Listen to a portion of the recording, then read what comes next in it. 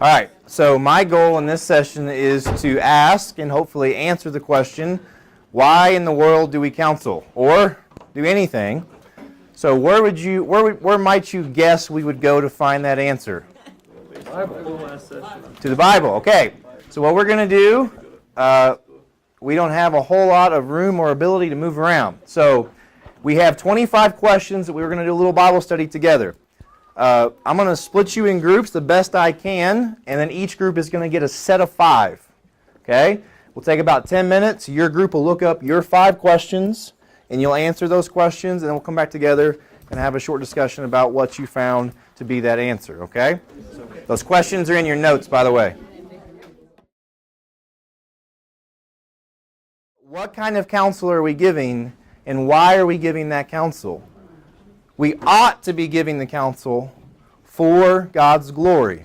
Not because it makes us feel good to help people, though it does. Not because, right, we want to have a career, which may be okay. Not because it gives us status or anything like that. The reason why we do what we do is because we want God's stock to grow in the world. We want God to be honored. We want God to see, we want people to see God for who He is. That's why we counsel. So let me read this quote to you. By definition, the biblical counselor is allegiant to a Christian worldview. Thus, any model of counseling that is authentically biblical will be lived out. Why? Entirely for the glory of God. Now, we had scheduled for you guys to actually read this complete article. We don't have time for you to do that now, so I would encourage you to try. I know you'll be on your own time crunch, but between tonight and tomorrow, try to read it. It's worthwhile. It's only about 2.5 pages, but it's in the back of your book. So it's basically like the third thing from the back is this article that this quote comes from. And what he's saying in here, the point that he makes, we do everything ultimately for God's glory, right? So here's the million-dollar question, though. What does it mean to glorify God? We talk lots about God's glory. We ought to glorify God, but what exactly does that mean? And my suggestion to you is if we don't know what that means, how are we going to actually do that or be about that? Right? So what does it mean to glorify God? You could probably define it a variety of different ways. But really, we're going to think about it this way. It means to acknowledge His lordship, His rule, His reign, His sovereignty inwardly in my heart, and that I then might actively display His character outwardly. So anytime my wife and my oldest daughter go somewhere together, they say either to my wife, "She looks just like you," or to my daughter, "You look just like your mom." Right? So when they look at her daughter, they say, yes, she's yours. She belongs to you. They see the mother from looking at the daughter. When people look at you and me, what do they see? When they hear you and me, what do they see? When we counsel, again, we are always counseling. What are we doing? What are people hearing? What are people seeing? Is God's value going up? Now, let's say that my children are here playing with Legos on the floor. And I say, pick the Legos up. And all 4 of them don't even turn around and look at me. They just ignore me. What are they saying to me and about me? Yeah, I'm unimportant. I don't matter. I'm not their authority. The Legos are more important. What are they saying about themselves? We're in charge, right? Right? We're more important. What are they saying about their purpose in life? So you see what I'm saying, right? Everything that we think, everything that we say, everything that we want, everything that we do communicates. You cannot not communicate. Everything we do is communicating. But here's the question. Is it communicating that God is valuable, that God is worthy, or is it communicating something else? It's communicating one or the other. You cannot not communicate.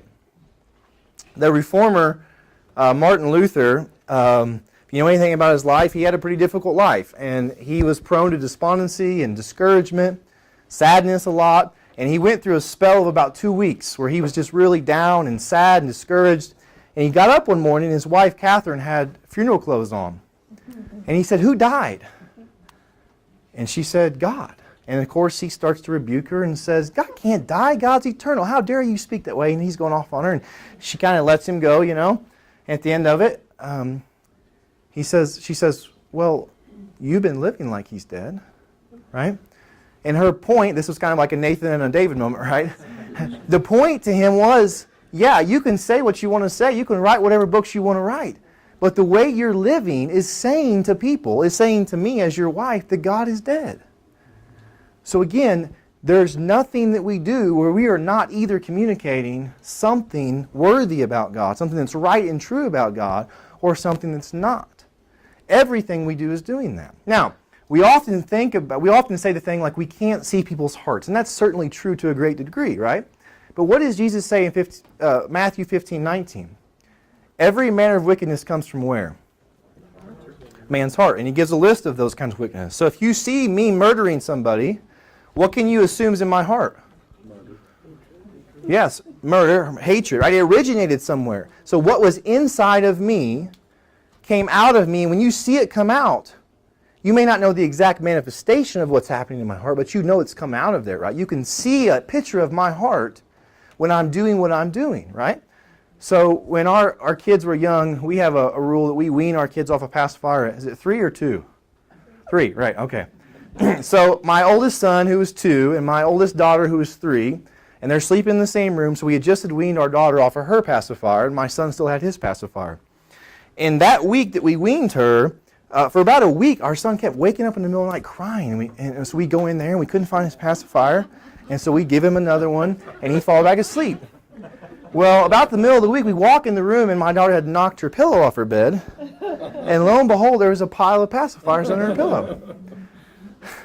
So she was waiting very wisely until we would leave the room, till he would fall asleep, and he would either spit it out or she would go and take it out, right? And when he woke up and there was no passage, he would start crying. So the point is, you look at her external behavior, what's in her heart? What is she wanting? Comfort, peace, I don't know, something, right? My point is, you look at external behavior, it's a picture, it's a mirror of what's in the heart. So when people look at you and I, when they hear us, what we're supposed to be mirroring, right, is God's worthy. God's more important than anything in the world.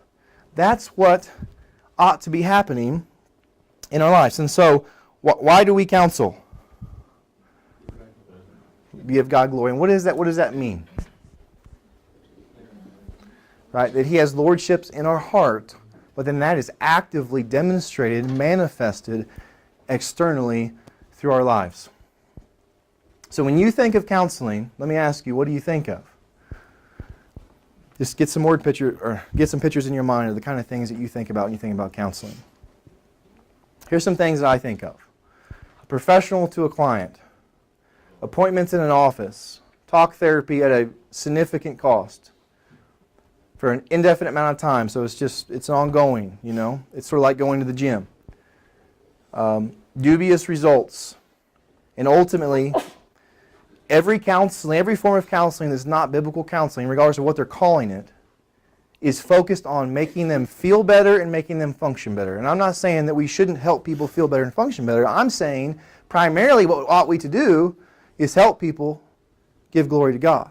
Regardless, sometimes that means people won't feel better and they won't function better. Most of the time, actually, it does, quite honestly. But our goal ultimately isn't helping people feel better and function better. Our goal ultimately is giving God glory. And we want to see that happen in their hearts first and then manifest itself out externally. So in contrast, biblical counseling ought to be done among fellow believers. Again, all of us are counseling. And this is actually the best place for counseling to happen. It's frequent, it's informal, it's Bible-driven, it's directive discipleship. It's a specific kind of discipleship. It's done in a home, a coffee shop, a church office, anywhere. It's usually a ministry of the church or a donation-based.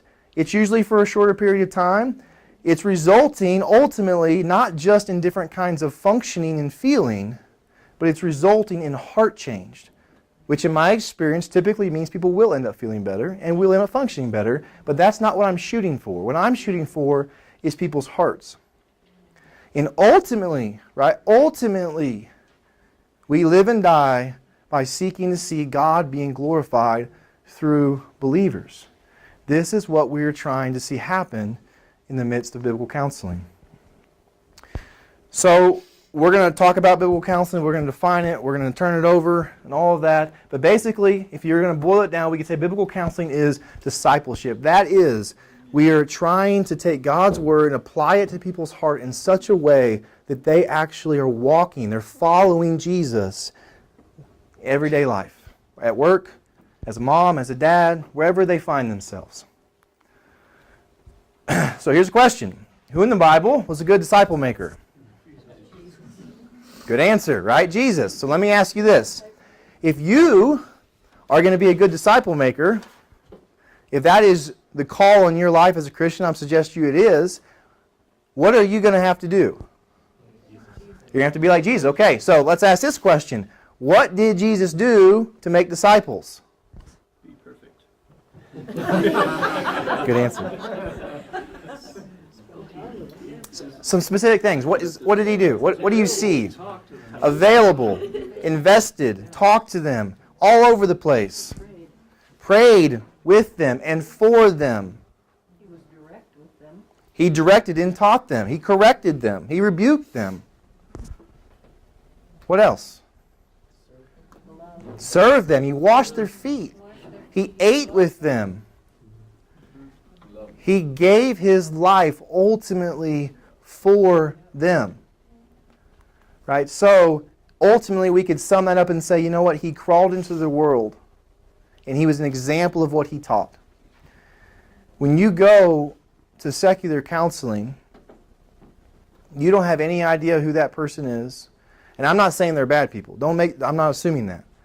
But what I'm saying is, as counselors, and we all are counselors, right? It's not just what we say. It's not just the counsel we're giving. It's the lives that we live.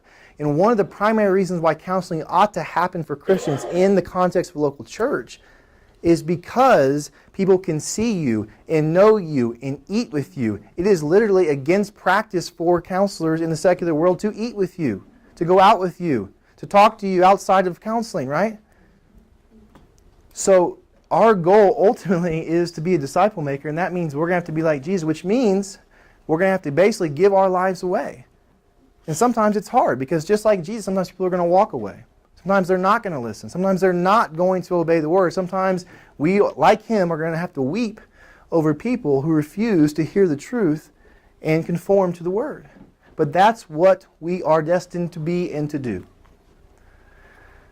So, if we're going to counsel, if we're going to walk with people, ultimately what we're trying to do is to bring people into loving relationship with God, that God might be glorified. Now, in closing, I just want to point this out. When we started this whole question of what does it mean to glorify God, do you remember the picture that was on the slide? There's a guy standing there like this with the sun behind him, you know. It's like the mountaintop experience. And I would guess that's probably what we think about when we think about glorifying God. We think about this sort of, you know, this quiet time alone with God out in the woods, where we had this heightened experience, right? And I'm not saying it's not that. But I would suggest to you, this is just as much glorifying God than you having a good quiet time in the morning. And I would suggest to you that if this is what it means to glorify God, washing people's feet, giving our lives away to people, this is the kind of thing that we ought to be doing more of, right? That we ought to be investing in ultimately, because our heart is to say, man, we want to see God's value raised in this person's life, in this local church, in this community, in this state, and ultimately in the world.